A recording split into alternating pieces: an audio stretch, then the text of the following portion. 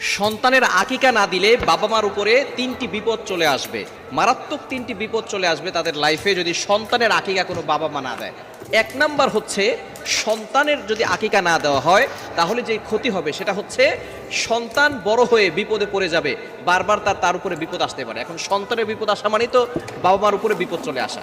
এজন্য সন্তানের আকিকা অবশ্যই দেওয়া দরকার। আকিকা কিভাবে দিবেন?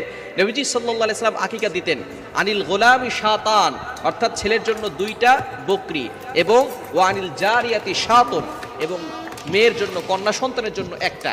এখন এখানে ছেলের জন্য 2টা কেন আর মেয়ের জন্য 1টা কেন? এটা এই জন্য, ছেলেরা বাহিরে থাকে বেশি, তাদের বিপদ আপদ বেশি হতে পারে, এই জন্য ছেলেদের জন্য আকিকা করতে হয় 2টা। আর মেয়েরা যেহেতু ঘরে থাকে, বিপদ আপদ কম থাকে, এই জন্য তাদের জন্য আকিকা দিতে হয় 1টা। এই জন্য আকিকা যদি কোনো বাবা মা সন্তানের জন্য না দেয়, এই সন্তানদের উপরে মাঝে মধ্যে বিপদ চলে আসে। সন্তান অসুস্থ হয়, বড় হওয়ার পরে রোড ঘাটে চলাফেরা করে, অনেক সময় অ্যাক্সিডেন্টের সমস্যা থাকতে পারে, বিভিন্ন ধরনের বিপদ তাদের ভিতরে চলে আসতে পারে। অর্থাৎ 7ম দিনেই তার জন্য আকিকা দিতে হবে, এটা হচ্ছে সুন্নাত। যদি 7ম দিনে না দিতে পারেন তাহলে 14তম দিনে দিবেন। যদি সেই দিন আপনি না দিতে পারেন তাহলে 21তম দিনে দিবেন। যদি 21তম দিনে না দিতে পারেন, এই পর্যন্ত সুন্নত, বাকি পরের দিন দেওয়া জায়েজ আছে, যে কোনো সময় আপনি দিতে পারেন।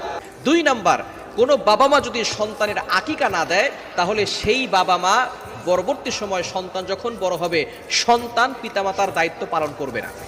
ভালো করে শুনে রাখেন, যে সমস্ত বাবা মা সন্তানের আকিকা দিচ্ছেন না, টাকা পয়সা থাকার পরেও আপনি আপনার দায়িত্ব পালন করেন নাই, এজন্য সন্তান বড় হওয়ার পরে সন্তানও তাদের দায়িত্ব পালন করবে না। সন্তান পিতামাতার বাধ্য হবে না, সন্তান পিতামাতার কথা শুনবে না। এবং 3 নাম্বার যেটা, সেটা হচ্ছে সন্তান পিতামাতার ব্যাপারে কিয়ামতের ময়দানে শাফায়াত করবে না। অর্থাৎ তারা বলবে যে আমার বাবা মা আমাদের জন্য আকিকা করেন নাই, সুতরাং আমরা আমাদের বাবা মার ব্যাপারে শাফায়াত করব না।